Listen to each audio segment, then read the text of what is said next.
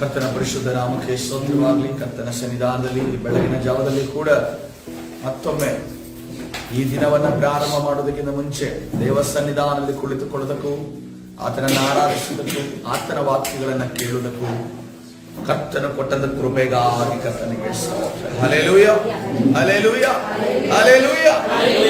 ಪರಿಶುದ್ಧ ನಾಮಕ್ಕೆ ಸ್ತೋತ್ರವಾಗಲಿ. ನಾವು ಯಾವ ವಿಚಾರವಾಗಿ ನಾವು ಧ್ಯಾನ ಮಾಡ್ತಾ ಇದ್ದೇವೆ?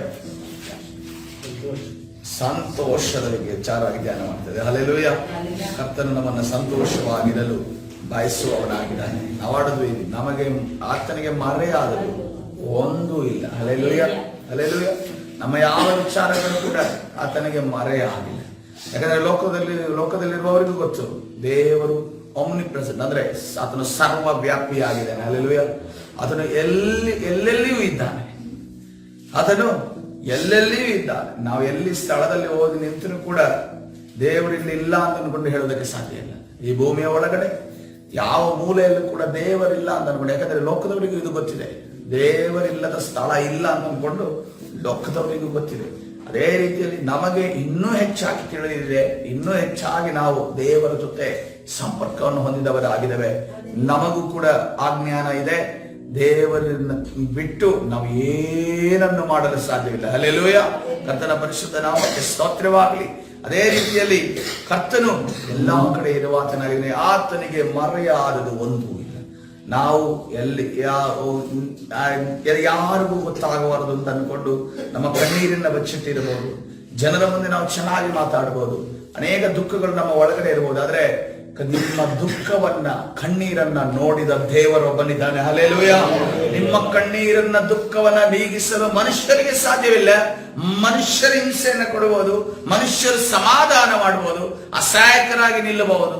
ಅದೇ ರೀತಿಯಲ್ಲಿ ದೇವರು ನೋಡ್ಕೊಳ್ಳಿ ಅಥವಾ ದೇವರೇನಾದ್ರೂ ಮಾಡ್ಲಿ ಅಂತ ಅನ್ಕೊಂಡು ಹೇಳಬಹುದು. ಆದರೆ ದೇವರೊಬ್ಬನೇ, ಕರ್ತನಾದ ಯೇಸು ಒಬ್ಬನೇ ನಮಗೆ ಪರಿಹಾರ ಕೊಡುವಾತನಾಗಿದ್ದಾನೆ. ಹಲ್ಲೆಲೂಯ. ಅದಕ್ಕೋಸ್ಕರವಾಗಿ ಕರ್ತನು ನಮ್ಮನ್ನ ಉಂಟು ಮಾಡಿದ್ದು ನಾವು ಸಂತೋಷವಾಗಿರಬೇಕೆಂದು ಆತನ ಉಂಟು ಮಾಡಿ. ಯಾರ ಜೊತೆ ಸಂತೋಷವಾಗಿರಬೇಕು? ಆತನ ಜೊತೆ ನಾವು ಸಂತೋಷವಾಗಿರಬೇಕು. ಆದ್ರೆ ಮನುಷ್ಯ ಏನ್ ಮಾಡ್ತಾನೆ, ಒಂದ್ ಸ್ವಲ್ಪ ದೇವರು ಸಂತೋಷ ಕೊಟ್ಟರೆ ದೇವ್ರ ಜೊತೆ ಇರೋದಿಲ್ಲ, ದೇವರನ್ನ ಬಿಡ್ತಾನೆ. ಇನ್ನು ಯಾರ ಜೊತೆ ದುಃಖ ಇತ್ತೋ, ಯಾರ ಜೊತೆ ಬೇಸರಿಕೆ ಆಗಿದೆಯೋ, ಯಾರನ್ನ ಬಿಟ್ಟು ಬಂದಿರೋ, ಯಾರು ನೋವು ಕೊಟ್ಟಿದ್ದಾರೋ, ವಿಶೇಷ ಅಂದ್ರೆ ಅದೇನೆ ಮನುಷ್ಯಂದು. ಯಾರು ನೋವು ಕೊಟ್ಟಿದ್ದಾರೋ, ಯಾರು ದುಃಖ ಕೊಟ್ಟಿರ್ತಾರೋ, ಯಾರು ವೇದನೆ ಕೊಟ್ಟಿರ್ತಾರೋ, ದೇವರು ಸುಖ ಸಮಾಧಾನ ಕೊಟ್ಟಾಗ ಅವ್ರ ಜೊತೆ ಹೋಗಿ ಒಂದಾಗೋದು. ಅವ್ರ ಜೊತೆ ಮುಂದೆ ಹೋಗಿ ತಮ್ಮ ಏನು ನಾನು ಸಂತೋಷವಾಗಿದ್ದೀನಿ ಅಂತ ಅನ್ಕೊಂಡು ತೋರಿಸ್ಕೊಡು, ದುಃಖದಿಂದ ನಾನು ಬಿಡುಗಡೆ ಆಗಿದ್ದೀನಿ ಅಂತ ತೋರಿಸ್ಕೊಡು, ದೇವ್ರು ನನ್ನನ್ನು ಹೆಂಗ್ ಮಾಡಿದ್ರು ಅಂತ ಅನ್ಕೊಂಡು ತೋರಿಸ್ಬೋದು. ಅದಾದ್ರೂ ಆಯ್ತು. ಇಲ್ಲಂತಂದ್ರೆ ಅವ್ರೇನಾದ್ರು ಸ್ವಲ್ಪ ಸಾಫ್ಟ್ ಕಾರ್ನರ್ ಇದ್ರೆ, ಯಾರು ಶತ್ರುಗಳಾಗಿರ್ತಾರೋ, ಯಾರು ಜೊತೆ ನಾವು ಸೇರ್ಕೋಬಾರ್ದು ಅಂತ ಅನ್ಕೊಂಡಿದೀಯೋ ಅವರೇ ಒಂದಾಗ್ಬಿಡ್ತಾರೆ. ನಾಳೆ ದಿವಸ ಯಾರು ದೂರ ಆಗಿರೋದು? ಯಾರು ದೇವರಿಂದ ಅವರು ದೂರ ಆಗಿರ್ತಾರೆ, ಅವರವರು ಒಂದೇ ಆಗಿರ್ತಾರೆ. ಅದಕ್ಕೋಸ್ಕರವಾಗಿ ನಾವು ಒಂದನ್ನು ತಿಳಿದುಕೊಂಡು ನಮಗೆ ಸಂತೋಷ ಕೊಟ್ಟ ಆತನು ಯಾರು? ಕರ್ತನಾದ ಯೇಸು ಆಗಿದೆ. ಹಲ್ಲೆಲೂಯ. ಸಂತೋಷ ಇಲ್ಲದಿರುವಾಗ ಸಂತೋಷಕ್ಕೋಸ್ಕರ ಕರ್ತನ ಸನ್ನಿಧಾನ ಪಾದದಲ್ಲಿ ಗೋಗರೆದು, ಪಾದದಲ್ಲಿ ಮೊರೆ ಇಟ್ಟು, ಕಣ್ಣೀರಿಟ್ಟು ಪ್ರಾರ್ಥನೆ ಮಾಡಿ ಆವಾಗ ದೇವರು ಅನ್ಕೊಂಡು ಓಡಾಡ್ತಾ ಇರ್ತೀವಿ. ಆದ್ರೆ ಸಂತೋಷ ಬಂದಾಗ ನಾವು ಎಷ್ಟು ದೇವರ ಒಂದು ಆಚರಣೆ, ಮೊದಲನೇದಾಗಿ ದೇವರಿಗೆ ಮೊದಲನೇದಾಗಿ ಸ್ಥಾನ, ದೇವರ ಒಂದು ಸನ್ನಿಧಿಗೆ ಮೊದಲನೇ ಸ್ಥಾನ. ಸಂತೋಷ ಸಿಕ್ಕಾಗ ಯಾವ ರೀತಿ ನೋಡಿ, ಕುಷ್ಠರೋಗಿ ಆತನು ಆಲಯಕ್ಕೆ ಹೋಗುವಂತಂದ್ರೂ ಕೂಡ ಆಲಯಕ್ಕೆ ಹೋಗೋದಕ್ಕಿಂತ ಹೆಚ್ಚಾಗಿ ಅದನ್ನು ಯಾರ ಬಳಿಗೆ ಬಂದ? ಯೇಸು ಕ್ರಿಸ್ತನ ಬಳಿಗೆ ಬಂದ. ಹಲ್ಲೆಲೂಯ. ಯಾಕಂದ್ರೆ ನಾನು ಆಲಯಕ್ಕೆ ಹೋಗುವಂತ ಸಂದರ್ಭ ಇತ್ತು, ಆದ ನಂತರ ನನಗೆ ಕುಷ್ಠ ಬಂತು. ಆ ನ್ಯಾಯ ಪ್ರಮಾಣವೇ ನನ್ನನ್ನ ಊರಿಂದ ಹೊರಗಡೆ ದಬ್ಬಿತ್ತು. ಆದರೆ ನನ್ನನ್ನ ಪ್ರೀತಿಸಿ ನನ್ನನ್ನು ಗುಣಪಡಿಸಿದ, ನನ್ನ ಕುಷ್ಠವನ್ನ ನೀಗಿಸಿದ ಯಾರಾಗಿದ್ದಾನೆ? ಯೇಸು ಕ್ರಿಸ್ತನಾಗಿದ್ದಾನೆ. ಅದಕ್ಕೋಸ್ಕರ ನಿಜವಾದ ವಂದನೆ, ನಿಜವಾದ ಕೃತಜ್ಞತೆ ಯಾರಿಗೆ ಸಲ್ಲಬೇಕು? ಯೇಸು ಕ್ರಿಸ್ತನಿಗೆ ಮಾತ್ರವೇ ಸಲ್ಲಬೇಕಾಗಿದೆ. ಹಲ್ಲೆಲೂಯ. ಅದಕ್ಕೋಸ್ಕರವಾಗಿ ದೇವರು ಹಳೆ ಒಡಂಬಡಿ ಕಟ್ಟಡದಲ್ಲಿರುವಂತಹ ಆಲಯವನ್ನು ತೆಗೆದು ಅದನ್ನೇನ್ ಮಾಡಿದ? ನನ್ನ ಮನುಷ್ಯರೊಳಗೆ ವಾಸ ಮಾಡ್ತೀನಿ. ಹಲ್ಲೆಲೂಯ. ಅದಕ್ಕೋಸ್ಕರವಾಗಿ ಕರ್ತನ ಸನ್ನಿಧಾನದಲ್ಲಿ ನಮಗೆ ಏನು? ಕರ್ತನ ಪ್ರಸನ್ನತೆ, ಕರ್ತನ ಸಾನ್ನಿಧ್ಯದಲ್ಲಿ ನಾವು ಸಂತೋಷವನ್ನ ಪಡಬೇಕು. ಲೋಕದಲ್ಲೆಲ್ಲ ಲೋಕದ ಜನರ ಜೊತೆ ಅಲ್ಲ. ಹಲ್ಲೆಲೂಯ. ಲೋಕದ ಜನರ ಸಂತೋಷದ ವ್ಯಕ್ತವಾದದ್ದು. ಅವರು ಯಾವ ರೀತಿಯಲ್ಲಿ ಈಗ ಸಂತೋಷವಾಗಿ ನಮ್ಮ ಜೊತೆ ಇದ್ದಾರೋ ಒಂದು ದಿವಸ ಅವರ ಗುಣ ನಮಗೆ ಗೊತ್ತಾಗುತ್ತೆ. ಯಾಕಂತಂದ್ರೆ ನನಗೂ ಕೂಡ ಏನಂತಂದ್ರೆ ರೀಸೆಂಟ್ಲಿ ನಮ್ಮ ತಂದೆ ನಮಗೆ ಸಿಕ್ಕಿದಂತ ಸಂದರ್ಭದಲ್ಲಿ ಅಂದ್ರೆ ಮತ್ತೆ ರಿಯೂನೈಟ್ ಆದಾಗ ಅವ್ರ ಜೊತೆ ನಾನು ಹೋಗಿ ಮಾತಾಡಿದಾಗ ನನಗೇನಿಸ್ತು, ಅವರ ಪ್ರೀತಿ ನನಗೆ ಚಂದ ಅನಿಸ್ತು. ಆವಾಗ ನಾನು ಅವರ ಪ್ರೀತಿಯ ಬಗ್ಗೆ ಆಲೋಚನೆ ಮಾಡ್ದೆ. ಮೊದ್ಲು ಹಂಗಿದ್ರು ಹಿಂಗಿದ್ರು ಅಂತ ಅನ್ಕೊಂಡು ಆಲೋಚನೆ ಮಾಡ್ತಾ ಇದ್ದೆ. ಅದನ್ನೇ ಹಚ್ಕೋತಾ ಇದೆ. ಅಲ್ಲಿ ಪ್ರೀತಿ ಮತ್ತು ಇಲ್ಲೇ ಪ್ರೀತಿಯನ್ನು ಕಂಪೇರ್ ಮಾಡ್ತಾ ಇದೆ. ಆ ತಂದೆ ಪ್ರೀತಿ ಈ ತಂದೆ ಪ್ರೀತಿಯಿಂದ ಕಂಪೇರ್ ಮಾಡ್ತಿದ್ದೆ. ಅದು ಒಳ್ಳೇದಿತ್ತು ಅನ್ಕೊಂಡು. ಆದ್ರೆ ನಮ್ಮ ಅಪ್ಪ ಸ್ವಲ್ಪೇ ದಿನದಲ್ಲಿ ನನಗೆ ಅವರ ಪ್ರೀತಿ ಎಷ್ಟು ಅಂತ ಅನ್ಕೊಂಡು ದೇವರು ತೋರಿಸ್ಬಿಟ್ಟು. ಅದಕ್ಕೆ ಒಂದನ್ನ ತಿಳಿದುಕೊಳ್ಳ್ರಿ, ನಾವು ನಿಜವಾದ ಪ್ರೀತಿಯ ದೇವ ಜನರ ಮಧ್ಯದಲ್ಲಿರುವ ಪ್ರೀತಿಯನ್ನ ನಾವೇನಾದರೂ ತೂಕಕ್ಕೆ ಹಾಕಿದ್ರೆ ದೇವರು ಆ ತೂಕ ಎಷ್ಟು ಅಂತ ಅನ್ಕೊಂಡು ತೋರಿಸ್ತಾರೆ. ಒಂದ ವ್ಯಕ್ತಿಗಳ ಬಾಯಿಯ ಮುಖಾಂತರ ಸೇವಕ ಬಾಯಿ ಮುಖಾಂತರವಾಗಿ ಹೇಳ್ತಾರೆ, ಅದು ಕೇಳಿಲ್ಲ ಅಂತಂದ್ರೆ ಪ್ರಾಕ್ಟಿಕಲ್ ಆಗಿ, ಯಾಕಂದ್ರೆ ಥಿಯರಿ ಅರ್ಥ ಆಗಿಲ್ಲ ಅಂತಂದ್ರೆ ಪ್ರಾಕ್ಟಿಕಲ್ ಮನುಷ್ಯನಿಗೆ ಕಲಿಸಲೇಬೇಕು. ಅದಕ್ಕೋಸ್ಕರವಾಗಿ PUC ಆಗಿರ್ಬೋದು, ಬೇರೆ ಯಾವುದೇ ಆಗಿರ್ಬೋದು, ITI ಆಗಿರ್ಬೋದು, ಡಿಪ್ಲೊಮಾ ಆಗಿರ್ಬೋದು, ಇಂಜಿನಿಯರಿಂಗ್ ಆಗಿರ್ಬೋದು, ಥಿಯರಿ ಅರ್ಥ ಆಗಿಲ್ಲ ಅಂತಂದ್ರೆ ಖಂಡಿತವಾಗಿ ದೇವರ ಪ್ರಾಕ್ಟಿಕಲ್ ಆಗಿ ನಿಮ್ಗೆ ಅರ್ಥೈಸ್ತಾರೆ. ದೇವರನ್ನ ಬಿಟ್ಟು ಯಾರ ಹತ್ರ ಹೋಗಿರ್ತಾರೋ ಅವ್ರ ಗುಣ ಏನಂತ ಸ್ವಲ್ಪ ದಿನದಲ್ಲಿ ಗೊತ್ತಾಗುತ್ತೆ. ಅದಕ್ಕೋಸ್ಕರ ನಾವು ಕೆಲವು ಸರಿ ಸೇವಕರು ಏನ್ ಮಾಡಿದ್ರೆ ದೇವರು ನಿಮ್ಮನ್ನ ಹೆಚ್ಚಾಗಿ ಪ್ರೀತಿಸ್ತಾರೆ ಅಂತ ಅನ್ಕೊಂಡು ಹೇಳಿ ಸಾಕಾದಾಗ ಸುಮ್ಮನಾಗ್ಬಿಡ್ತೀವಿ.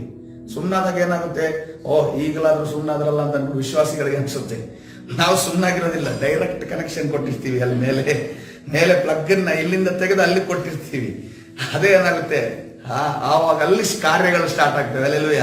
ದೇವರಿಗೆ ಎಲ್ಲೆಲ್ಲಿ ಚೆಸ್ ಬೋರ್ಡ್ ಅಲ್ಲಿ ಕಾಯಿನ್ ಮೂವ್ ಮಾಡಬೇಕು ಅಂತ ಆತನಿಗೆ ಒಳ್ಳೆ ರೀತಿಯಲ್ಲಿ ಗೊತ್ತು. ಅಲ್ಲೆಲ್ಲೂಯ. ಎಲ್ಲೆಲ್ಲಿ ಯಾವ ರೀತಿಯಲ್ಲಿ ಎಲ್ಲೆಲ್ಲಿ ಯಾವ ಪ್ಲೇಸ್ ಅಲ್ಲಿ ಇರಬೇಕು ಅಂತ ಅದರ ತಕ್ಕ ಸಮಯದಲ್ಲಿ ಎಲ್ಲಾ ಕಾಯಿನ್ಗಳನ್ನ ಮೂವ್ ಮಾಡಿ ಯಾವ ರೀತಿ ತನ್ನ ಮಕ್ಕಳನ್ನು ತನ್ನ ಕಡೆಗೆ ಕರ್ಕೋಬೇಕು ಅಂತ ಅಂದ್ಬಿಟ್ಟು ಆತನಿಗೆ ಗೊತ್ತಿದೆ. ಅಲ್ಲೆಲ್ಲೂಯ. ಕರ್ತನ ಪರಿಶುದ್ಧ ನಾಮಕ್ಕೆ ಸ್ತೋತ್ರವಾಗಲಿ. ನಾವು ಸಂತೋಷದ ವಿಚಾರವಾಗಿ ಧ್ಯಾನ ಮಾಡ್ತಾ ಇದ್ದೇವೆ. ಸಂತೋಷವು ನಮ್ಮ ಬೇಸರವನ್ನ ನೀಗಿಸುತ್ತದೆ. ಅಲ್ಲೆಲ್ಲೂಯ. ನಾವು ಇದನ್ನು ಕಲ್ತೀವಿ. ಎರಡನೇದಾಗಿ ಸಂತೋಷ ನಮ್ಗೆ ಏನ್ ಕೊಡ್ತದೆ? ಬಲ ಕೊಡುತ್ತೆ, ಶಕ್ತಿ ಕೊಡುತ್ತೆ. ಅಲ್ಲೆಲ್ಲೂಯ. ನಮ್ಗೆ ಆರೋಗ್ಯ. ಕೆಲವು ಸರಿ ನೋಡ್ರಿ, ಸಂತೋಷ ಇದ್ದಾಗ ಹಸುವೆ ಆಗಲ್ಲ. ಸಂತೋಷ ಇದ್ದಾಗ ನಮ್ಗೆ ಏನು ಬೇಕು ಅಂತ ಅನ್ಸಲ್ಲ. ಸಂತೋಷ ಇದ್ದಾಗ ಹೇಳ್ತೀವಿ, ನೀರು ಕುಡ್ದ ಹಾಲು ಕುಡ್ದಷ್ಟು ಸಂತೋಷ ಆಗಿದೆ ಅಂತ ಹೇಳ್ತಾರೆ. ಹೌದಲ್ವಾ? ಹೊಟ್ಟೆ ತುಂಬದಾಗ ಅನ್ಸುತ್ತೆ. ಆದ್ರೆ ಕೆಲವು ಸರಿ ಏನಾದ್ರೆ ದುಃಖದ ಮಾತುಗಳು ಹೊಟ್ಟೆ ತುಂಬ ಆಯ್ತಪ್ಪ ನಿಮ್ ಮನೆಗೆ ಬಂದು ಅಂತ ಅನ್ಕೊಂಡೆ, ಅದು ಹೇಳೋದು ಇದೆ. ಆದ್ರೆ ಇವತ್ತು ನಾವು ಆ ವಿಚಾರವಾಗಿ ಮಾತಾಡ್ತಾ ಇಲ್ಲ. ಸಂತೋಷ ನಮ್ಮನ್ನ ಬಲಗೊಳಿಸುತ್ತದೆ. ಅಲ್ಲೆಲ್ಲೂಯ. ಮೂರನೇದಾಗಿ ಬರೆದುಕೊಳ್ಳ್ರಿ, ಸಂತೋಷವು ನಮಗೆ ಬೆಳವಣಿಗೆಯನ್ನು ತಂದುಕೊಡ್ತದೆ. ಸಂತೋಷ ಏನ್ ತಂದು ಕೊಡುತ್ತೆ? ನಮ್ಗೆ ಬೆಳವಣಿಗೆ ತಂದು ಕೊಡುತ್ತೆ. ನೋಡ್ರಿ, ವಾಕ್ಯ ನಾವು ದಾನಿಯೇಲ ಪ್ರವಾದನೆಯಲ್ಲಿ 3ನೇ ಅಧ್ಯಾಯ 16ನೇ ವಚನಕ್ಕೆ ಬರುವಾಗ, ದಾನಿಯೇಲನ ಪ್ರವಾದನೆ 3ನೇ ಅಧ್ಯಾಯ 16ನೇ ವಚನ, ಅಲ್ಲಿ ಘಟನೆ ಏನ್ ನಡೀತಾ ಇದೆ? ನೆಬೂಕದ್ನೆಚ್ಚರನು ಒಂದು ಆಜ್ಞೆಯನ್ನು ಹೊರಡಿಸ್ತಾನೆ. ಏನ್ ಹೊರಡಿಸ್ತಾನೆ? ನನ್ನ ದೊಡ್ಡ ಒಂದು ಶಿಲೆಯನ್ನ, ಮೂರ್ತಿಯನ್ನ ನಾನು ಮಾಡಿದ್ದೀನಿ. ಅವನು ಎಂತ ನೋಡ್ರಿ, ದಾನಿಯೇಲ ಏನ್ ಮಾಡ್ದ?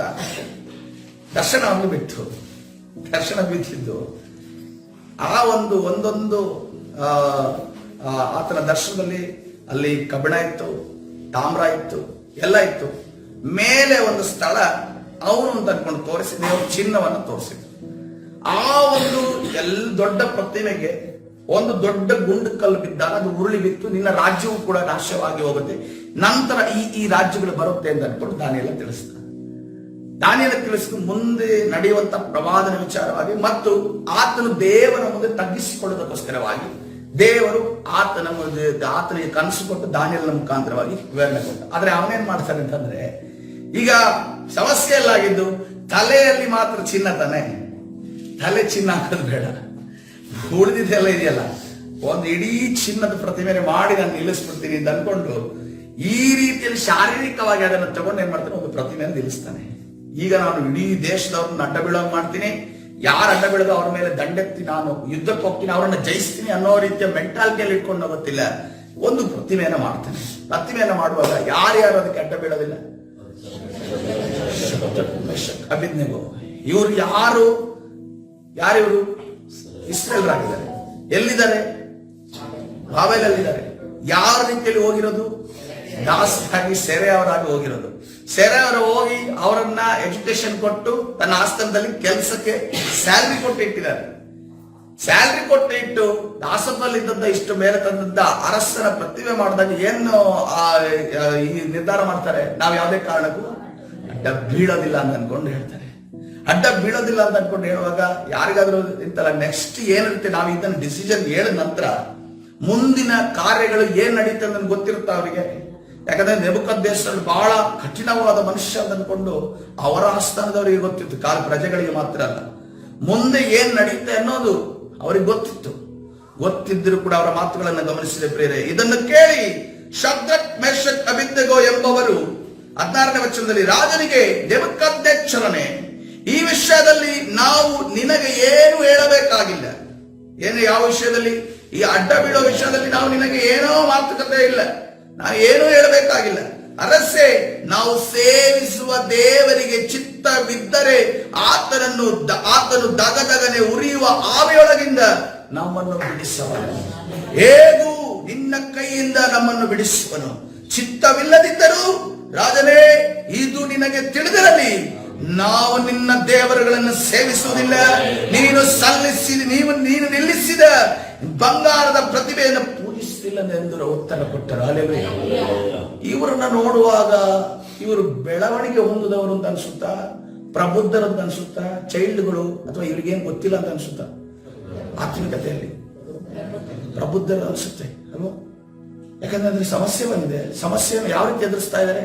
ನೀನು ಏನ್ ಬೇಕಾದ್ರೂ ಮಾಡ್ಕೊ, ನನ್ನ ದೇವರು ನನ್ನ ಜೊತೆ ಇದ್ದಾರೆ, ನಾವಿದಕ್ಕೆ ಯಾವುದೇ ಕಾರಣಕ್ಕೂ ಬಗ್ಗೋದಿಲ್ಲ ಅನ್ನೋ ರೀತಿಯಲ್ಲಿ ಪ್ರಬುದ್ಧರು ಅನ್ಸುತ್ತೆ.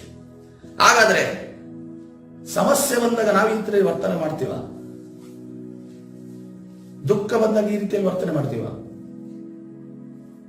ಒಂದೇ ಸರಿ ಮನೆಗೆ ಬೆಂಕಿ ಬಿದ್ದಂಗೆ ಆಡ್ತೀವಲ್ಲ, ಬಚಾವ್ ಬಚಾವ್ ಬಚಾವ್, ನನ್ನನ್ನು ಕಾಪಾಡಿ ಕಾಪಾಡಿ ಕಾಪಾಡಿ ಅಂತ ಅನ್ಕೊಂಡು ಇಡೀ ಇಲ್ಲಿರೋ ರೀತಿಯಲ್ಲಿ ಅಲ್ವಾ? ಆದ್ರೆ ಕರ್ತನು ಕೆಲವರಿಗೆ ಹೇಳ್ತಾ ಇದ್ದಾನೆ ಈ ಸಭೆಯಲ್ಲಿ, ನೀವು ಬಚಾವ್ ಬಚಾವ್ ಅಂತ ಹೇಳ್ಬೇಡಿ, ಕಾಪಾಡಿ ಕಾಪಾಡಿ ಇಲ್ಲ ಅನ್ಕೊಂಡು ಒಬ್ಬೆ ಹೊಡಿಬೇಡಿ. ಈ ರೀತಿಯಲ್ಲಿ ನಂಬಿಕೆ ಉಳ್ಳವರಾಗಿರಿ. Hallelujah, hallelujah. ನಂಬಿಕೆ ಉಳ್ಳವರಾಗಿದ್ರೆ ನೋಡ್ರಿ, ಸಮಸ್ಯೆಗಳ ಮಧ್ಯದಲ್ಲಿ ಕೂಡ ಸಂತೋಷವಾಗಿ ಸಮಾಧಾನವಾಗಿ ಇರುವುದಕ್ಕೆ ಶದ್ರಕ್ ಮೇಷಕ್ ಅಬೇದ್ನೆಗೋ ನಮಗೆ ಕಲಿಸ್ಕೊಡ್ತಾ ಇದ್ದಾರೆ. ನಾವು ಶದ್ರಕ್ ಮೇಷಕ್ ಅಬೇದ್ನೆಗೋ ಅವರ ಬಿಡುಗಡೆಯನ್ನು ನಾವು ಹೆಚ್ಚಾಗಿ ಓದ್ತೇವೆ. ಯೇಸು ಕ್ರಿಸ್ತನು ಹಿಡಿದು ಬಂದನು, ಸಹಾಯ ಮಾಡೋದು, ಅದ್ಭುತ ಮಾಡೋದು. ಆದ್ರೆ ಅದರಲ್ಲಿ ಬೆಂಕಿಯಲ್ಲಿ ಕಾಲಿಡೋದು ಅಂದ್ರೆ ಅಷ್ಟು ಸುಲಭನ? ಯಾರು ಬೆಂಕಿಯ ಕೊಳ್ಳಿಯ ಮೇಲೆ ಕಾಲಿಟ್ಟಿದ್ದೀರ? ಬೆಂಕಿಯ ಕೊಳ್ಳಿಯ ಮೇಲೆ ಒಬ್ಬರಿದ್ದಾರೆ, ಬೆಂಕಿಯ ಕೊಳ್ಳಿ ಮೇಲೆ ಕಾಲಿಟ್ಟು. ಬೆಂಕಿಯ ಕೊಳ್ಳಿ ಮೇಲೆನೆ ಕಾಲಿಡಬೇಕಾಗೋದಿಲ್ಲ. ಬೆಂಕಿಯ ಕಿಡಿ ನಾವು ಉರಿ ಕಾಯಿಸ್ತಾ ಇರ್ತೀವಿ, ತಕ್ಷಣವಾಗಿ ಏನಾದ್ರೂ ಒಂದು ಆ ಚಿಪ್ಪು, ಕೆಲವೊಂದ್ಸರಿ ಚಿಪ್ಪು ಹಾರೋದುಂಟು. ಆ ಹಾರುವಂತ ಸಂದರ್ಭದಲ್ಲಿ ಬಂದು ಬೀಳುವಂತ ಚಿಪ್ಪಿನ ಏಟು, ಆ ಒಂದು ಬೆಂಕಿ ಕಿಡಿನೇ ನಮ್ಗೆ ಕಷ್ಟ. ಆದ್ರೆ ಆ ಬೆಂಕಿಯ ಒಳಗಡೆ ಕಾಲಿಟ್ಟು ಅದೇನಂದ್ರೆ ಏಳರಷ್ಟು ಅದರ ಉರಿನ ಯಾರು ಹೆಚ್ಚಿಸ್ತಾರಂತೆ? ನೆಬೂಕದ್ನೆಚ್ಚರ್ ಒಂದು ವೇಳೆ ಕರೆಕ್ಟ್ ಆಗಿ 200 ಡಿಗ್ರಿಯಲ್ಲಿ ಬೆಂದು ಕರೆಕ್ಟ್ ಆಗಿ ಸಿಗುವಂತ ಚಿಕನ್ ತರ ಇದ್ರೆ ಏನ್ ಮಾಡ್ತಾರೆ ನೆಬೂಕದ್ನೆಚ್ಚರ್? ಫುಲ್ ಕರ್ಕಲಾಗೋ ರೀತಿಯಲ್ಲಿ, ಅಂದ್ರೆ ಏನಂದ್ರೆ ಒಳಗಡೆ ಬೂದಿಯಾಗಿ ಹೊರಗಡೆ ಬರ್ಬೇಕು ಚಿಕನ್, ಆ ರೀತಿಯಲ್ಲಿ 7ರಷ್ಟು ಉರಿಯನ್ನ ಕೊಡ್ತಾನೆ. ಆದರೂ ಕೂಡ ಅದನ್ನ ಕೇಳಿದಂತ ಈ ಶದ್ರಕ್ ಮೇಷಕ್ ಅಬೇದ್ನೆಗೋ ಅವರು ಪ್ರಬುದ್ಧರಾಗಿ ಬೆಳವಣಿಗೆ ಉಳ್ಳವರಾಗಿ ಅವರು ಒಳಗಡೆ ಕಾಲಿಡ್ತಾರೆ. ಹಲ್ಲೆಲೂಯಾ. ಒಳಗಡೆ ಕಾಲಿಟ್ಟಾಗ ಕೂಡ ಅವರಿಗೆ ಒಂದು ರೀತಿಯಲ್ಲಿ ಭಯ ಇರುತ್ತೆ. ಮನುಷ್ಯನಿಗೆ ಸ್ವಾಭಾವಿಕವಾಗಿ ಆ ಒಂದು ಏನಾಗುತ್ತೋ ಏನೋ ಇರುತ್ತೆ. ಆದರೂ ಕೂಡ ದೇವರ ಮೇಲೆ ನಂಬಿಕೆ ಇಟ್ಟವರಾಗಿ ಸವಾಲುಗಳನ್ನು ಎದುರಿಸಿದರು ಪ್ರಿಯರೇ. ಹಲ್ಲೆಲೂಯಾ. ನಾವು ಯಾವಾಗ ವಿಶ್ವಾಸಿಗಳಾಗಿ ಸವಾಲುಗಳನ್ನ ಎದುರಿಸುವುದಕ್ಕೆ ಮುಂದಾಗ್ತೇವೋ, ಸಮಸ್ಯೆಗಳನ್ನ ಎದುರಿಸುವುದಕ್ಕೆ ಮುಂದಾಗ್ತೇವೋ, ಅವನ್ನ ಏನಂತ ಅಂತಾರೆ? ಆ ವಿಶ್ವಾಸಿಯನ್ನ ಪ್ರಬುದ್ಧ ವಿಶ್ವಾಸಿ ಅಂತ ಹೇಳ್ತಾರೆ. ಬೆಳವಣಿಗೆ ಉಳ್ಳ ವಿಶ್ವಾಸಿ, ಗಟ್ಟಿ ಆಹಾರವನ್ನ ತಿನ್ನುವಂತ ವಿಶ್ವಾಸಿ, ಹಾಲನ್ನ ಕುಡಿಯುವಂತ ವಿಶ್ವಾಸಿ ಅಲ್ಲ, ಗಟ್ಟಿ ಆಹಾರವನ್ನ ತಿನ್ನುವಂತ ವಿಶ್ವಾಸಿ ಎಂದು ಹೇಳ್ತಾರೆ. ಹಲ್ಲೆಲೂಯಾ. ಕರ್ತರು ನಮಗೆ ಸಹಿಸುವುದಕ್ಕೆ ಆಗುತ್ತೆ ಅಂತ ಅನ್ಕೊಂಡು ಆ ಪರಿಶೋಧನೆಯಿಂದ ನಾವು ಬೆಳವಣಿಗೆ ಹೊಂದುತ್ತೇವೆ ಅಂತ ಅನ್ಕೊಂಡು ಪರೀಕ್ಷೆಗಳನ್ನು ಕೊಡ್ತಾನಂತೆ. ವಾಕ್ಯ ಹೇಳುತ್ತದೆ. ಅದಕ್ಕೆ ನೋಡ್ರಿ, ದಾನಿಯೇಲ ಇನ್ನೊಂದು, ಇವರ ಫ್ರೆಂಡ್, ಇವರು 3 ಜನ ಹಿಂಗಾದ್ರೆ ಇವ್ರ ಫ್ರೆಂಡ್ ಏನ್ ಕಡಿಮೆ ಇಲ್ಲ. ದಾನಿಯೇಲ 6ನೇ 20ನೇ ವಚನದಲ್ಲಿ ದಾನಿಯೇಲ ನೋಡುವಾಗ ಅವನಿಗೆ ಅನೌನ್ಸ್ ಆಗುತ್ತೆ, ರಾಜಶಾಸನ ಬರುತ್ತೆ. ಏನಂತಂದ್ರೆ, ರಾಜನನ್ನ ಬಿಟ್ಟು ಯಾರನ್ನು ಕೂಡ ನಮಸ್ಕರಿಸಬಾರದು ಅಂದ್ಕೊಂಡು ಹೇಳಿದಾಗ ಆವತ್ತು ಹೋಗಿ ದಾನಿಯೇಲ ಒಂದು ದೊಡ್ಡ ಬೆಡ್ಶೀಟ್ ತಲೆ ಮೇಲೆ ಹಾಕೊಂಡು ಗೋಳೋ ಅಂತ ಅಂದ್ಕೊಂಡ ಹಿಂಗಾಯ್ತಲ್ಲಪ್ಪ, ನಾನು ಈ ದೇಶದಲ್ಲಿ ಬಂದು ಬಾವೇ ದೇಶದಲ್ಲಿ ಕರ್ಕೊಂಡ್ಬಂದೆ, ದಾಸನಾಗಿ ಕರ್ಕೊಂಡ್ಬಂದೆ, ತಂದೆ ತಾಯಿ ಇಲ್ಲ, ಹೆಂಡತಿ ಮಕ್ಕಳಿಲ್ಲ, ಈಗ ನಾನು ಒಬ್ಬನೇ ಇದ್ದೀನಿ, ಏನೋ ಕೆಲಸ ಇತ್ತು ಅಂದ್ರೆ ಕೆಲಸ ಮಾಡ್ತಾ ಇದ್ದೆ, ಕೆಲ್ಸಗೂ ಗುತ್ತು ಬಂತು, ಈಗ ನೋಡಿದ್ರೆ ಈ ರೀತಿಯ ಸಮಸ್ಯೆಗಳು ಬಂತಲ್ಲ, ಈ ರೀತಿಯ ಕಷ್ಟ ಬಂತಲ್ಲ, ಈ ರೀತಿಯ ನೋವು ಬಂತಲ್ಲ ಅಂತ ಅನ್ಕೊಂಡು ಬೆಡ್ಶೀಟ್ ಹಾಕೊಂಡು ಅಳಕ್ ಸ್ಟಾರ್ಟ್ ಮಾಡೋದನ್ನ ಅದನ್ನ ಮತ್ತೆ ತಿರುಗಿ ಹೋಗಿ ಯೆರೂಸಲೇಮಿನ ಬಾಗಿಲ ಕಡೆ ಇರುವ ಬಾಗಿಲನ್ನ ತೆರೆದು ಅದರ ಮೊಣಕಾಲೂರಿ ಪ್ರಾರ್ಥನೆ ಮಾಡುವುದಕ್ಕೆ ಪ್ರಾರಂಭಿಸಿದ. ಹಲ್ಲೆಲೂಯಾ. ಯಾವ ಪ್ರಾರ್ಥನೆ ಅದು? ಯುದ್ಧ ಭೂಮಿಗೆ ಶಸ್ತ್ರಾಸ್ತ್ರಗಳನ್ನು ತೊಟ್ಟುಕೊಂಡು ಮಾಡಿದಂತ ಪ್ರಾರ್ಥನೆ ಅದಾಗಿತ್ತು. ಹಲ್ಲೆಲೂಯಾ. ಈ ಬಾವೆ ಅನ್ಯ ದೇಶದಲ್ಲಿ ನಾನಿದ್ದೇನಾದರೂ ಕೂಡ ನನಗೆ ಬಂದಂತ ಸವಾಲನ್ನ ನನ್ನ ದೇವರ ಬಲದಿಂದ ನಾನು ಎದುರಿಸುತ್ತೇನೆ. ಹಲ್ಲೆಲೂಯಾ. ಹಲ್ಲೆಲೂಯಾ. ಆ ರೀತಿಯಲ್ಲಿ ದಾನಿಯೇಲನ ಅದನ್ನು ಎದುರಿಸ್ತಾನೆ. ದಾನಿಯೇಲನಿದ್ದ ಅದರ ಎಕ್ಸಿಕ್ಯೂಷನ್ ಬಂದಾಗ, ಯಾವಾಗ ಈ ರಾಜನವರನ್ನ ಸಿಂಹದ ಬೋನಿಗೆ ಹಾಕಿ ನಿನ್ನನ್ನು ನಮಸ್ಕರಿಸೋದಿಲ್ಲ ಅಂತ ಅನ್ಕೊಂಡು ಅವನ ವಿರುದ್ಧವಾಗಿ ತಂತ್ರ ಹಾಕಿದವರು ಎಲ್ಲ ಪ್ಲಾನ್ ಮಾಡಿ ಅವನನ್ನು ಸಿಂಹದ ಬೋನಿಗೆ ಹಾಕಿದಾಗ ದಾನಿಯೇಲ ಪ್ರವಾದನೆಗಂತ 6ನೇ 20ನೇ ವಚನಕ್ಕೆ ಬರುವಾಗ, ದಾನಿಯೇಲನಿದ್ದ ಗವಿಯ ಸಮೀಪಕ್ಕೆ ಬಂದು ಅವನು ಮಹಾ ದುಃಖ ಧ್ವನಿಯಿಂದ, ಯಾರು ದುಃಖವಾಗಿದ್ದಾನೆ? ಹಾಕಿಸಿದವನು ಈ ಆಜ್ಞಾ ಶಾಸನೆಯನ್ನ ಕಳಿಸಿದವನು ದುಃಖದಲ್ಲಿದ್ದಾನೆ. ದಾನಿಯೇಲನನ್ನು ಕೂಗಿ, ದಾನಿಯೇಲನೇ, ಜೀವ ಸ್ವರೂಪನಾದ ದೇವರ ಸೇವಕನೇ, ನೀನು ನಿತ್ಯವೂ ಭಜಿಸುವ ನಿನ್ನ ದೇವರು ನಿನ್ನನ್ನು ಸಿಂಹಗಳಿಂದ ಉದ್ಧರಿಸ ಶಕ್ತನಾದನು ಎಂದು ಕೇಳಲು, ದುಃಖದಲ್ಲಿ ದಾನಿಯೇಲನಿದ್ದಾನ. ದಾನಿಯೇಲನು ರಾಜನಿಗೆ, ಅರಸೇ, ಚಿರಂಜೀವಿಯಾಗಿರು, ನನ್ನ ದೇವರು ನನ್ನ ದೂತನನ್ನು ಕಳುಹಿಸಿ ಸಿಂಹಗಳ ಬಾಯಿಗಳನ್ನು ಬಂಧಿಸಿದನು, ಅವುಗಳಿಂದ ನನಗೆ ಯಾವ ಹಾನಿಯೂ ಆಗಲಿಲ್ಲ. ಏಕೆಂದರೆ ಆತನ ದೃಷ್ಟಿಗೆ ನಾನು ನಿರ್ಮಲನಾಗಿ ಕಂಡು ಬಂದೆನು. ರಾಜನಾದ ನಿನಗೂ ಯಾವ ದ್ರೋಹ ಮಾಡಲಿಲ್ಲ. ಹಲ್ಲೆಲೂಯಾ. ಯಾವ ಇನ್ಫ್ಲುಯೆನ್ಸ್ ಮಾಡಲಿಲ್ಲ. ನಾನು ನಿನ್ ಜೊತೆ ನನ್ನ ಜೊತೆ ಚೆನ್ನಾಗಿತ್ತು. ನೀನ್ ನನಗೆ ಸಪೋರ್ಟ್ ಆಗಿದ್ದೆ. ನಾನು ಹಿಂದಿಂದ ಯಾವುದೇ ಹಣ ಕೊಟ್ಟೋ ಏನೋ ಮಾಡಿನೋ ನಿನ್ನನ್ನು ಇಕ್ಕಟ್ಟಿಗೆ ಶಿಕ್ಷಿಸಿನೋ ನಾನು ಇನ್ಫ್ಲುಯೆನ್ಸ್ ಮಾಡಲಿಲ್ಲ. ನಾನು ನಿನಗೂ ದ್ರೋಹ ಮಾಡಲಿಲ್ಲ. ಏನ್ ರಾಜ ನಿನ್ನ ಕೊಟ್ಟಿಯೋ ಅದನ್ನ ಪಾಲಿಸುವುದಕ್ಕೆ ನಾನು ಸಿದ್ಧನಾದೆ. ನನ್ನ ದೇವರು ನನ್ನನ್ನು ಕಾಪಾಡಿದ್ರು. ಹಲ್ಲೆಲೂಯಾ. ಕರ್ತನ ಪರಿಶುದ್ಧ ನಾಮಕ್ಕೆ ಸ್ತೋತ್ರವಾಗಲಿ. ಈಗ ದಾನಿಯೇಲನು ಪ್ರಬುದ್ಧನ ಬೆಳವಣಿಗೆ ಇದೆಯಾ ದಾನಿಯೇಲನಿಗೆ? ಹಾಗಾದ್ರೆ ಬೆಳವಣಿಗೆ ಮತ್ತು ಪ್ರಬುದ್ಧತೆ ಎಲ್ಲಿ ಗೊತ್ತಾಗುತ್ತೆ? ಸವಾಲುಗಳನ್ನು ನಾವು ಎದುರಿಸಿ ನಿಲ್ಲುವುದನ್ನು ಗೊತ್ತಾಗುತ್ತೆ. ಅದು ನಮ್ಗೆ ಯಾವುದು ಕೊಡುತ್ತೆ? ಯಾಕೋಬ ಹೇಳ್ತಾನೆ ನೋಡ್ರಿ. ಯಾಕೋಬನ ಬರೆದ ಪತ್ರಿಕೆ 1ನೇ ಅಧ್ಯಾಯ 1ರಿಂದ 4 ವಚನ ಈ ರೀತಿಯಲ್ಲಿ ಹೇಳ್ತಾ ಇದೆ. ಯಾಕೋಬನ ಪತ್ರಿಕೆ 1ನೇ ಅಧ್ಯಾಯ 1ರಿಂದ 4 ವಚನ, ದೇವರಿಗೂ ಕರ್ತನಾದ ಯೇಸು ಕ್ರಿಸ್ತನು ದಾಸನಾಗಿರುವ ಯಾಕೋಬನು ಅನ್ಯ ದೇಶಗಳಲ್ಲಿ ಚದರಿರುವ ಇಸ್ರಾಯೇಲ್ 12 ಕುಲದವರಿಗೆ ಬರೆಯುವುದು ನಿಮಗೆ ಶುಭವಾಗಲಿ. ಈ ಯಾಕೋಬ ಯಾರು ಗೊತ್ತಾ? ಯೇಸು ಕ್ರಿಸ್ತನ ಸಹೋದರ. ಯೇಸು ಕ್ರಿಸ್ತನ ಭೂಮಿ ಇರುವಾಗ ಹೋಗಿ ಯೆರೂಸಲೇಮಿಗೆ ಹೋಗು, ಅಲ್ಲಿ ಜಾತ್ರೆಯಲ್ಲಿ ನೀನು ಮ್ಯಾಜಿಕ್ ಮಾಡು ಅನ್ಕೊಂಡಿರೋದ್ರಿ. ಇಲ್ಲಿ ಮಾಡಬೇಡ, ಇಲ್ಲಿ ಮನೆಯವ್ರು ಬಿಸ್ಕೊಂಡು ಮಾಡಬೇಡ. ಇಲ್ಲಿ ನಮ್ಮ ಅಪ್ಪ ಸತ್ತೋದ, ಅವನ್ನ ಎಬ್ಸ್ಲಿಲ್ಲ, ಹೋಗಿ ಲಾಜರ್ನ ಎಬ್ಸ್ಬಾ ಹೋಗು. ಅಪ್ಪ ಸತ್ತೋದಾಗ ಎಬ್ಬಿಸ್ಲಿಲ್ಲ, ನಮಗೆ ಮನೇಲಿ ಒಂದು ಅಪ್ಪ ಅಂತ ಅನ್ಕೊಂಡಿದ್ದ, ಅವನೊಂದು ಎಬ್ಸಿದ್ರೆ ನಮ್ಗೊಂದು ಅಪ್ಪ ಅಂತ ಅನ್ಕೊಂಡಿರ್ತಾ ಇದ್ದ. ನೀನು ಹೋಗಿ ಲಾಜರನ್ನ ಎಬ್ಸಿದೀಯ, ಆದ್ರೆ ನಾಯಿ ನಮ್ಮ ಊರಿನ ಯವನಸ್ಥರನ್ನು ಹೋಗಿ ಎಬ್ಬಿಸ್ತೀಯ. ನಮ್ಮ ಮನೇಲಿ ಅದ್ಭುತ ಮಾಡ್ಲಿಲ್ಲ ಅಂತ ಅನ್ಕೊಂಡು ಮಾತಾಡಿದ ಯಾಕೋಬ. ಈಗ ಯೇಸು ಕ್ರಿಸ್ತನು ಆತನು ಶಿಲುಬೆಗೇರಿ ಪುನರುತ್ಥಾನ ಹೊಂದಿದ ನಂತರ ಏನಾಗಿದ್ದಾನೆ? ಆತನು ಯೇಸು ಕ್ರಿಸ್ತನ ಶಿಷ್ಯನಾಗಿದ್ದಾನೆ. ಹಲ್ಲೆಲೂಯಾ. ನೋಡ್ರಿ, ತನ್ನ ಕುಟುಂಬವನ್ನ ಒಂದು ದಿವಸ ಹೊರಗಿಟ್ಟ ಯೇಸು ಕ್ರಿಸ್ತನು, ನಾನು ಯಾರನ್ನ ನನ್ನ ತಂದೆ ತಾಯಿ ಬಂಧು ಬಳಗ ಅಂತೇನೆ ಅಂತಂದ್ರೆ, ಯಾರು ನನ್ನನ್ನು ನಂಬಿದಾನೋ, ದೇವರನ್ನ ನಂಬಿದಾನೋ ಅವ್ರನ್ನ ತಂದೆ ತಾಯಿ ಇದ್ದ ಅನ್ಕೊಂಡು ಹೇಳ್ತಾರೆ. ಅದು ಹೇಳುವಾಗ ಮರಿಯಳಿಗೂ ಆ ಸಹೋದರಿಗೂ ಅಫೆಂಡ್ ಆಗಿದ್ರು, ಅವರಿಗೆ ಬಹಳ ಕಷ್ಟ ಆಗಿತ್ತು. ಆದ್ರೆ ನಂತರದ ದಿನಗಳು ನೋಡಿ ಏನಾಗಿದ್ದಾನೆ ಯಾಕೋಬ. ಈಗ ಆತನು ಶಿಷ್ಯನಾಗಿ ಆತನು ಬರೆದಿರುವ ಪತ್ರಿಕೆಯನ್ನು ಎಲ್ಲಿ ಕೊಡಲ್ಪಟ್ಟಿದೆ? ಸತ್ಯ ವೇದದಲ್ಲಿ ಕೊಡಲ್ಪಟ್ಟಿದೆ. ಹಲ್ಲೆಲೂಯಾ. ಅದಕ್ಕೋಸ್ಕರವಾಗಿ ನಾವು ಎಂದೇ ಕಾರಣಕ್ಕಾಗಿ ಯೇಸು ಕ್ರಿಸ್ತನಿಗೋಸ್ಕರವಾಗಿ ಏನೇ ತೆಗೆಸಿದರೂ ಕೂಡ ಅದು ನಮಗೆ ಸಿಗದೇ ಇರೋದಿಲ್ಲ. ಮುಂದಿನ ದಿನಮಾನದಲ್ಲಿ ಕರ್ತನು ಕೊಡುವವನಾಗಿದ್ದಾನೆ ಅನ್ನೋದು ವಾಗ್ದಾನ ಪ್ರೇರೆ. ಹಲ್ಲೆಲೂಯಾ. ಅದು ಖಂಡಿತವಾಗಿ ಯೇಸು ಕ್ರಿಸ್ತನ ಜೀವಿತದಲ್ಲಿ ಕೂಡ ನೆರವೇರಿತು. ಸಹೋದರನಾದ ಯಾಕೋಬನು ಹೇಳ್ತಾ ಇದ್ದಾನೆ, ದೇವರಿಗೂ ಕರ್ತನಾದ ಯೇಸು ಕ್ರಿಸ್ತನಿಗೂ ದಾಸನಾಗಿರುವ. ನೋಡ್ರಿ, ಅವನು ಸಹೋದರ ಅಂತ ಅನ್ಕೊಂಡಲ್ಲಿ ಇನ್ಫ್ಲುಯೆನ್ಸ್ಡ್ ಪರ್ಸನ್ ಆಗಿ ಬರೀತಾ ಇಲ್ಲ, ನಾನು ತಮ್ಮನು ಅಣ್ಣನು ಅನ್ನೋ ರೀತಿಯಲ್ಲಿ ಬರೀತಾ ಇಲ್ಲ. ಏನಂತ ಬರೀತಾನೆ? ದಾಸನ್ ನಾನು. ಯಾಕೋಬನು ಅನ್ಯ ದೇಶಗಳಲ್ಲಿ ಚದುರಿರುವ ಇಸ್ರಾಯೇಲ್ 12 ಕುಲದವರಿಗೆ ಬರೆಯುವುದು ನಿಮಗೆ ಶುಭವಾಗಲಿ. ನನ್ನ ಸಹೋದರರೇ, ನಿಮ್ಮ ನಂಬಿಕೆಗೆ ಆಗುವ ಪರಿಶೋಧನೆಯು ತಾಳ್ಮೆಯನ್ನುಂಟು ಮಾಡುತ್ತದೆಂದು ತಿಳಿದು ನೀವು ನಾನಾ ವಿಧವಾದ ಕಷ್ಟಗಳಲ್ಲಿ ಬಿದ್ದಿರುವಾಗ ಏನಂತ ತಿಳ್ಕೊಬೇಕಂತೆ, ಅದನ್ನು ಕೇವಲ ಆನಂದಕರವಾದ ಅಲ್ಲೆಲೂಯ. ಕಷ್ಟವನ್ನ ನಿಮ್ಮ ಸಂತೋಷದ ಸಮಯ ಅಂತ ತಿಳಿದುಕೊಳ್ಳ್ರಿ. ಕಷ್ಟವನ್ನ ಆ ಒಂದು ಏನು ಆನಂದ ಪಾರ್ಟಿ ಟೈಮ್ ಅಂತ ತಿಳ್ಕೊಳ್ರಿ ಅಂತ ಅನ್ಕೊಂಡು ಏನ್ ಹೇಳ್ತಾ ಇದ್ದಾನೆ ಯಾಕೋಬ ಹೇಳ್ತಾ ಇದ್ದಾನೆ ಅಲ್ಲೆಲೂಯ. ಆಗ ಆ ತಾಳ್ಮೆಯು ಸ್ಥಿತಿಗೆ ಬರಲಿ, ಆಗ ನೀವು ಏನಾಗ್ತದೆ, ಶಿಕ್ಷಿತರು, ಸರ್ವ ಸುಗುಣ ಉಳ್ಳವರು, ಏನು ಕಡಿಮೆ ಇಲ್ಲದವರು ಆಗಿರುವೆ. ಅಲ್ಲೆಲೂಯ. ಯಾವ ಕೊರತೆಯೂ ನಿಮ್ಮಲ್ಲಿ ಇರಲೇ ಇಲ್ಲ. ನೀವು ಕಷ್ಟಗಳನ್ನ, ಎಲ್ಲ ಬಾಧೆಗಳನ್ನ ಎದುರಿಸಿ ನಿಲ್ಲದವರೇ. ಅಲ್ಲೆಲೂಯ.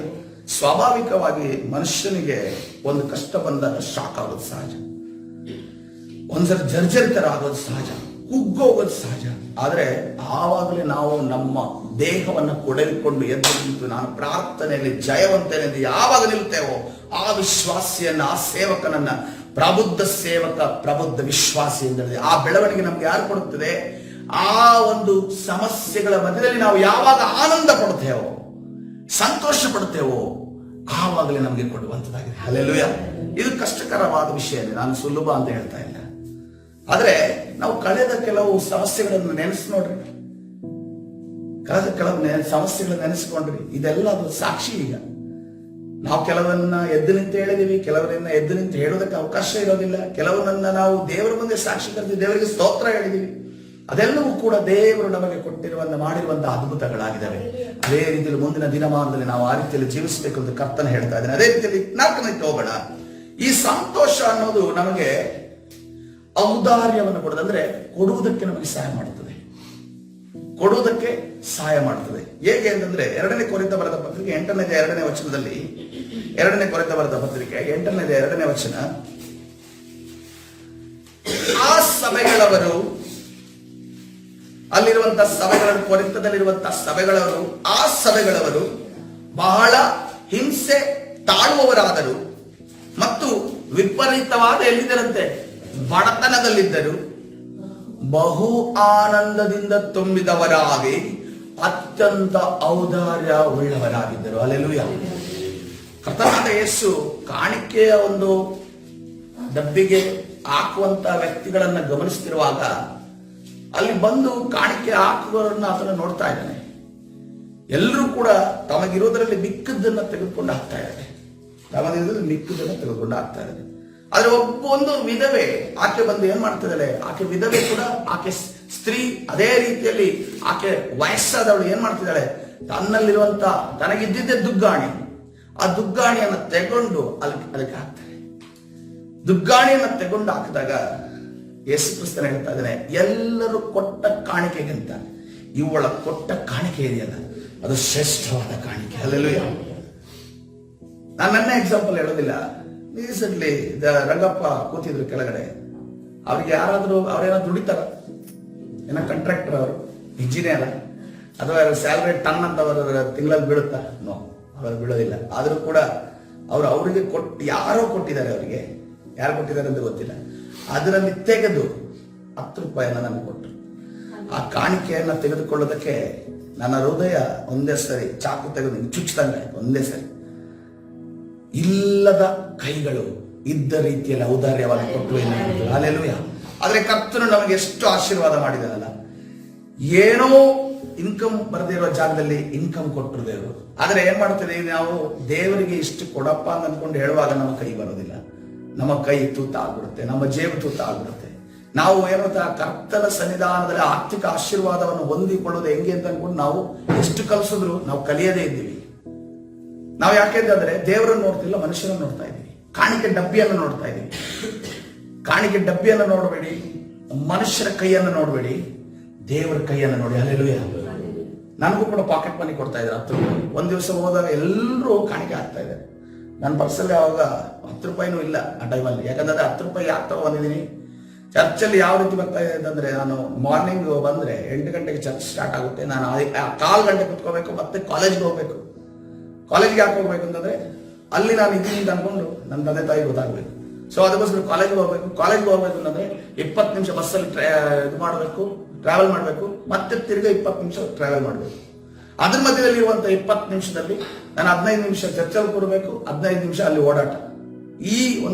ಈ ರೀತಿಯಲ್ಲಿ ನಾನು ಚರ್ಚೆಗೆ ಹೋಗುವ ಸಂದರ್ಭದಲ್ಲಿ ಅವತ್ತಿನ ದಿವಸ ನಮಗೆ ಪರ್ಸಲ್ಲಿ ಏನೂ ಇಲ್ಲ, ಪರ್ಸ್ ಇಟ್ಕೊಂಡಿದ್ದ ಪರ್ಸ್ ಖಾಲಿ, ಆದ್ರೆ ಚಿಲ್ಲರೆ ಇತ್ತು. 1 ರೂಪಾಯಿ 2 ರೂಪಾಯಿ ಹಾಗೆ ಏನೋ ಉಳಿದಿರೋದು ಇತ್ತು. ನಾನು ಏನ್ ಮಾಡಿದೆ, ನನ್ಗೆ ಏನ್ ಮಾಡ್ಬೇಕು, ಎಲ್ಲರೂ ಹಾಕ್ತಾ ಇದಾರೆ, ಎಲ್ಲರೂ ನನ್ನ ಹತ್ರ ಏನೂ ಇಲ್ವಲ್ಲ ಅಂತ ಅನ್ಕೊಂಡು ಹೇಳೋ ಹೆಂಗೆ ನಾನು ಚಿಲ್ಲರೆನಾಗ್ಲಿ. ಇಲ್ಲಿ ಈ ಮೊದಲಾದ್ರೆ ಇಲ್ಲೇ ಮಾಡಿದ್ರೆ ಇಲ್ಲಿ ಡಬ್ಬ ಕೊಡ್ತಾ ಇದ್ರಲ್ವ, ಬ್ಲೂ ಡಬ್ಬ ಹೋಗ್ತಾ ಇತ್ತು, ಅದರಲ್ಲಿ ಚಿಲ್ಲರೆ ಆಗೋ ಟಣ ಟಣ ಟಣ ಅಂತ ಹೊಡಿದ್ರು. ಬಟ್ ಅಲ್ಲಿ ಹೇಗಿದೆ ಅಂದ್ರೆ ಈಗ ಇರುವಂತ ಚೀಲ ಇದೆ, ಬಿದ್ರು ಕೂಡ ಗೊತ್ತಾಗಲ್ಲ. ಸೊ ಅದಕ್ಕೋಸ್ಕರ ಏನ್ ಮಾಡಿದೆ, ಎಲ್ಲ ಚಿಲ್ಲರೆ ಅದ್ರ ಚಿಲ್ಲರೆ ಇಡುವಂತ ಒಂದು ಜಾಗ ಇದೆಯಲ್ಲ ನಮ್ಮ ಪರ್ಸಲ್ಲಿ, ಅದೆಲ್ಲ ತೆಗೆದು ಹಿಂಗಾಗುತ್ತೆ. ಅವತ್ತಿನ ದಿವಸ ನನಗೇನೋ ಪ್ರತಿಫಲ ಸಿಗುತ್ತೆ ಅಂತ ನಾನು ಹಾಕ್ಲಿಲ್ಲ. ಆದ್ರೆ ಇವತ್ತು ಆ ಪ್ರತಿಫಲವನ್ನು ನಾನು ಕೊಯ್ತಾ ಇದ್ದೇನೆ. ಹಲ್ಲೆಲೂಯಾ. ನನಗೆ ಯಾವ ಕೊರತೆಯನ್ನು ಕರ್ತನು ಮಾಡಲಿಲ್ಲ ಬೇರೆ. ಹಲ್ಲೆಲೂಯಾ. ಯಾವ ಕೊರತೆಯನ್ನು ಕರ್ತನು ಮಾಡಲಿಲ್ಲ. ಎಲ್ಲ ಕೊರತೆಗಳನ್ನು ನೀಗಿಸಿ ಇನ್ನೊಬ್ಬರಿಗೆ ಡೊನೇಟ್ ಮಾಡುವ ರೀತಿಯಲ್ಲಿ, ಇನ್ನೊಬ್ಬರಿಗೆ ಕೊಡುವ ರೀತಿಯಲ್ಲಿ ಕರ್ತನ ಇಟ್ಟಿದ್ದಾನೆ. ಯಾವಾಗ ನಾವು ಕೊಡ್ತೇವೋ ನಮಗೆ ಎಂದಿಗೂ ಕೂಡ ಕಡಿಮೆ ಆಗೋದಿಲ್ಲ. ಅದಕ್ಕೋಸ್ಕರವಾಗಿ ನಾವು ಯಾವಾಗ ಹಿಂದೆ ಇಟ್ಕೊಂಡು ಇದನ್ನ ಇಟ್ಕೋಬೇಕು ಅಂತ ಅನ್ಕೊಂಡು ಇಟ್ಕೊಂಡಿರ್ತೀವೋ, ಆ ಹುಂಡಿಗಾಸು, ಆ ಪುಡಿಗಾಸು ಸೇವಿಂಗ್ ಮಾಡಬಾರ್ದು ನಾನು ಹೇಳ್ತಾ ಇಲ್ಲ. ಆದ್ರೆ ಯಾರಿಗೂ ಕೊಡದೆ ನಾವು ಸೇವಿಂಗ್ ಮಾಡ್ತೀವಲ್ಲ, ಆ ಸೇವಿಂಗ್ ಹಣ ಎಂದಿಗೂ ಉಳಿಯೋದಿಲ್ಲ, ಅದು ವ್ಯರ್ಥವಾಗಿ ಖರ್ಚಾಗಿ ಹೋಗುತ್ತೆ.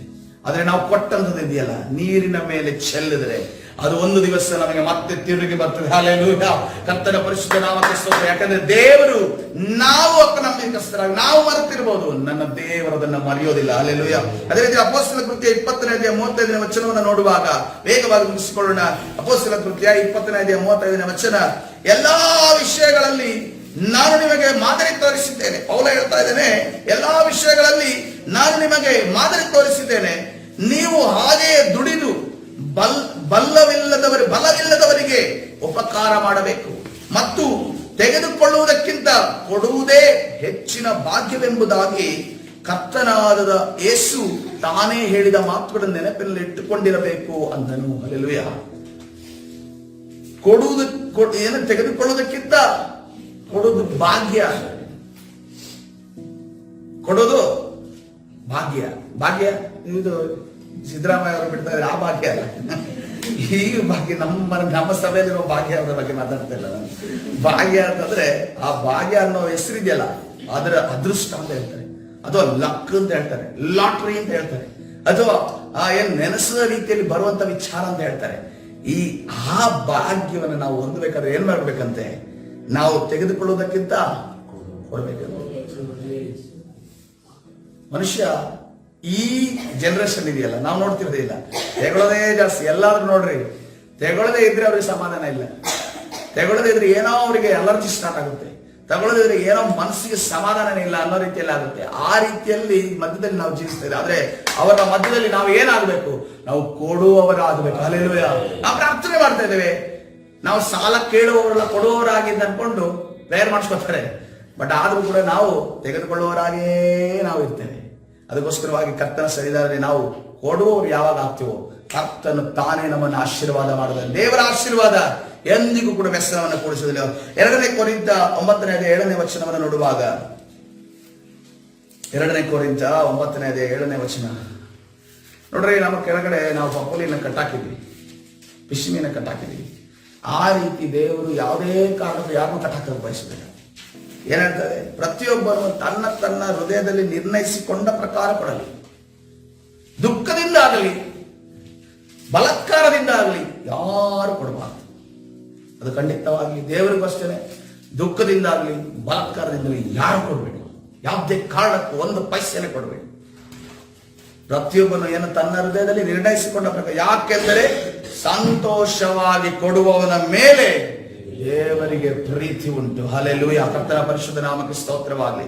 ದೇವರದ್ದು ಇನ್ಫ್ಲುಯೆನ್ಸ್ ಇದ್ರೆ, ದೇವರದ ಪ್ರಭಾವ ಇದ್ರೆ, ದೇವರ ಪ್ರೀತಿ ಇದೆ, ದೇವರಿಗೆ ಹತ್ರವಾದದೆ, ಈ ಲೋಕನೇ ನಿಂದು, ಈ ಭೂಮಿನೇ ನಿಂದು, ಈ ಭೂಮಿನೇ ನಿಂದು. ಯಾಕಂದ್ರೆ ಅನೇಕ ಸೇವಕರಿಗೆ, ಕೆಲವರಿಗೆ ನೋಡ್ರಿ, ದೇವರ ಪ್ರೀತಿಯನ್ನು ಹೊಂದಿದವರು, ಅವ್ರು ಎಲ್ಲೂ ಕೂಡ ಪ್ರಚಾರಕ್ಕೆ ಬಾರದವ್ರು, ಏನೂ ಇರದವರು. ಆದ್ರೆ ಸಡನ್ ಆಗಿ ಅವ್ರಿಗೊಂದು ಕಾಲ್ ಬರುತ್ತೆ, ನೀನು ಈಗ ಅಮೆರಿಕ ದೇಶಕ್ಕೆ ಹೋಗಿ ಪ್ರೀಚ್ ಮಾಡ್ಬೇಕು ಅಂತ ಬರುತ್ತೆ. ಫ್ರೀ ಕಾಸ್ಟ್, ಅಲ್ಲಿರುವಂತ ಜಾಗ, ಹೋಟೆಲ್ ಕಾಸ್ಟ್ ಫ್ರೀ, ಹೋಗುವಂತ ಫ್ಲೈಟ್ ಫ್ರೀ, ಅಲ್ಲಿರುವ ನೆಲೆಸುವಂತ ಫ್ರೀ, ಅವ್ರಿಗೆ ಊಟ ಫ್ರೀ, ಎಲ್ಲವೂ ಕೂಡ ಮಾಡಿ ನೀವು ಪ್ರೀಚ್ ಮಾಡಿ ಬನ್ನಿ ಅಂತ ಅನ್ಕೊಂಡು ಕರೀತಾರೆ. ಹಾಗಾದ್ರೆ ಅಮೆರಿಕ ಯಾರು? ಅಮೆರಿಕ ಯಾರು? ನಾವೀಗ ಹೇಳಿದೆ ಟ್ರಂಪ್ ದೂತ. ಟ್ರಂಪ್ಗೆ ಎಲ್ಲಿಂದ ಸಿಕ್ತು? ದೇವರಿಂದ ಸಿಕ್ಕಿದೆ. ಹಲ್ಲೆಲೂಯಾ. ದೇವರದು ಅಮೆರಿಕ ಆಗಿದೆ. ಅದಕ್ಕೋಸ್ಕರವಾಗಿ ಇಲ್ಲಿರುವಂತ ಸೇವಕ ದೇವರು ಕರೆಸಿ ಅಲ್ಲಿ ಆತನಿಗೆ ಕೂರಿಸಿ ಔತಣವನ್ನ ಸಿದ್ಧ ಮಾಡಿದ್ದಾರೆ. ಹಲ್ಲೆಲೂಯಾ. ಅದಕ್ಕೋಸ್ಕರವಾಗಿ ಯಾರು ಸಂತೋಷವನ್ನು ಕೊಡ್ತಾರೋ ಈ ಲೋಕನೇ ನಿಂದಾಗಿದೆ. ಹಲ್ಲೆಲೂಯಾ. ಈ ಒಂದು ಲೋಕವೇ ನಿಮ್ಮ ಆಸ್ತಿ. 50/30 ಇಡೀ ಲೋಕವೇ ಕರ್ತನು ನಿಮ್ಮ ಕೈಗೆ ಕೊಡುವ ಆತನಾಗಿದೆ. ಹಲ್ಲೆಲೂಯಾ. ಕರ್ತನ ಪರಿಶುದ್ಧ ನಾಮಕ್ಕೆ ಸ್ತೋತ್ರವಾಗಲಿ. ಅದಕ್ಕೋಸ್ಕರವಾಗಿ ಸಂತೋಷ ಅನ್ನೋದು ನಾವು ಕೊಡುವಂತ ಸಂದರ್ಭದಲ್ಲಿ ನಾವು ಸಂತೋಷವಾಗಿ ಕೊಟ್ಟಾಗ ಕರ್ತನು ನಮ್ಮನ್ನ, ನಮ್ಮ ಕುಟುಂಬವನ್ನ ಆಶೀರ್ವಾದ ಮಾಡುವ ಆತನಾಗಿದೆ. ಆ ಸಂತೋಷ ನಮ್ಮಲ್ಲಿ ನೆಲೆಗೊಳ್ಳದಾಗಲಿದೆ. ಇವತ್ತಿನ ದಿವಸ ನಾವು ಕಲ್ತಿರೋದು ವಿಚಾರ, ಸಂತೋಷ ನಮ್ಗೆ ಏನ್ ಕೊಡುತ್ತದೆ? ಒಂದು ಪ್ರಬುದ್ಧತೆಯನ್ನು ಕೊಡುತ್ತದೆ, ಬೆಳವಣಿಗೆಯನ್ನು ಕೊಡುತ್ತದೆ. ಎರಡನೇದಾಗಿ ಸಂತೋಷ ಏನ್ ಕೊಡುತ್ತದೆ ನಮಗೆ? ನಾಲ್ಕನೇದಾಗಿ ಔದಾರ್ಯವನ್ನು ಕೊಡುತ್ತದೆ, ಕೊಡುವುದಕ್ಕೆ ನಮ್ಮನ್ನು ನಡೆಸುತ್ತೆ. ಇವತ್ತಿನ ದಿವಸ ನಮ್ಮನ್ನು ನಾವು ಕರ್ತನ ಕರಗಳಿಗೆ ಒಪ್ಪಿಸಿ ಪ್ರಾರ್ಥನೆ ಮಾಡೋಣ. ಪರಿಶುದ್ಧನಾದ ದೇವರ ನಾಮಕ್ಕೆ ಸ್ತೋತ್ರವಾಗಲಿ. ಸಭಾ ಹೌದು ಕರ್ತನೆ, ಈ ಬೆಳಗಿನ ಜಾವದಲ್ಲಿ ಕರ್ತನೆ ನಾವು ಕಲಿತಂತ ಕರ್ತನೆ ಇನ್ನ ಆತ್ಮಿಕ ಪಾಠಕ್ಕಾಗಿ ಸ್ತೋತ್ರ. ಹೌದು ಕರ್ತನೆ, ನಾವು ಬೆಳವಣಿಗೆ ಹೊಂದಿದವರಾಗಬೇಕು. ನಾವು ಅಂಗವಿಕಲರಲ್ಲ ಸ್ವಾಮಿ. ನಾವು ಕರ್ತನೆ ಎಲ್ಲಾ ಅಂಗಗಳು ನಮಗೆ ಬೆಳವಣಿಗೆ ಉಳ್ಳವರಾಗಬೇಕು. ಕರ್ತನೆ ರಾಜ, ನಾನು ಶಾರೀರಿಕ ಅಂಗಗಳ ಬಗ್ಗೆ ಕರ್ತನೆ ನಿನ್ನ ಬಳಿ ಹೇಳ್ತಾ ಇಲ್ಲ. ಕರ್ತನೆ ರಾಜ ಪರಿಶುದ್ಧನಾದವರೇ, ನಮ್ಮ ಆತ್ಮಿಕ ಅಂಗಗಳ ಬಗ್ಗೆ ನಾನು ಹೇಳ್ತಾ ಇದ್ದೇನಲ್ಲ ಸ್ವಾಮಿ. ನಾವು ಆತ್ಮಿಕ ಅಂಗಗಳು ಸರಿಯಾದ ರೀತಿಯಲ್ಲಿ ಸರಿಯಾದ ಸಮಯಕ್ಕೆ ಬೆಳೆಯುವಾಗ ನಮಗೆ ಸಹಾಯಸ್ತವನ್ನು ಚಾಚು. ನಾಲ್ಕನೇದಾಗಿ ಕರ್ತನೆ ರಾಜ, ನಾವು ಔದಾರ್ಯ ಉಳ್ಳವರಾಗುವ ಹಾಗೆ ನಾವು ಕರ್ತನೆ ರಾಜ ನಮ್ಮ ಕರಗಳನ್ನ ಕರ್ತನೆ ಸಂತೋಷದಿಂದ ಕೊಡುವಾಗ ಕರ್ತನೆ ನಿನ್ನ ಪ್ರೀತಿಯನ್ನು ಸಂಪಾದಿಸುವವರಾಗಿದ್ದೇವೆ. ಕರ್ತನೆ ನಿನ್ನ ಪ್ರೀತಿ ಯಾರ ಮೇಲೆ ಇರುತ್ತದೋ ಕರ್ತನೆ ಅವರು ಕರ್ತನೆ ರಾಜ ಈ ಒಂದು ಲೋಕದಲ್ಲಿಯೂ ಉನ್ನತ ಸ್ಥಿತಿಯಲ್ಲೂ ಅದೇ ರೀತಿಯಲ್ಲಿ ಅವರಿಗೆ ಕೊಡಬೇಕಾದ ನಿತ್ಯ ಜೀವನವನ್ನು ಕೊಡುವಾತನಾಗಿದೆ ಸ್ವಾಮಿ. ಕರ್ತನೆ ನಿನ್ನ ಆಶೀರ್ವದಿಸು, ಪ್ರತಿಯೊಬ್ಬರನ್ನ ಆಶೀರ್ವದಿಸು. ಇವತ್ತಿನ ದಿವಸ ಈ ಕೇಳಿದಂತ ಸಂದೇಶವನ್ನು ಹಾಗೆ ಬಿಡದೆ ಕರ್ತನೆ ತಮ್ಮ ಜೀವಿತಕ್ಕೆ ಅಳವಡಿಸಿಕೊಳ್ಳುವ ಹಾಗೆ ಸಹಾಯಸ್ತವನ್ನ ಚಾಚು. ಕರ್ತನೆ ನಮ್ಮ ವಿರುದ್ಧವಾಗಿ ಕರ್ತನೆ ನಿನ್ನ ಒಂದು ಸಂತೋಷವನ್ನು ಹೊಂದಿಕೊಳ್ಳಲಾಗಿ ನಿನ್ನಲ್ಲಿ ಸಂತೋಷ ಪಡದಂತೆ ತಡೆ ಮಾಡುವಂತ ಎಲ್ಲ ದುರಾತ್ಮನ ಕಾರ್ಯಗಳನ್ನ ನಜರೇತಿನ ಯೇಸುವಿನ ನಾಮದಲ್ಲಿ ಬಂಧಿಸಿ ಮುರಿದಾಗ್ತಾ ಇದ್ದೇವೆ. ಬಿಡುಗಡೆ ಉಂಟು ಮಾಡಿ ತಾನು ನಡೆಸು. ಕರ್ತನಾದ ಯೇಸು ಸ್ವಾಮಿ ಹೆಸರಲ್ಲಿ ಪ್ರಾರ್ಥಿಸಿ ಹೊಂದಿಕೊಳ್ತೇನೆ, ಜೀವವುಳ್ಳ ತಂದೆಯೇ.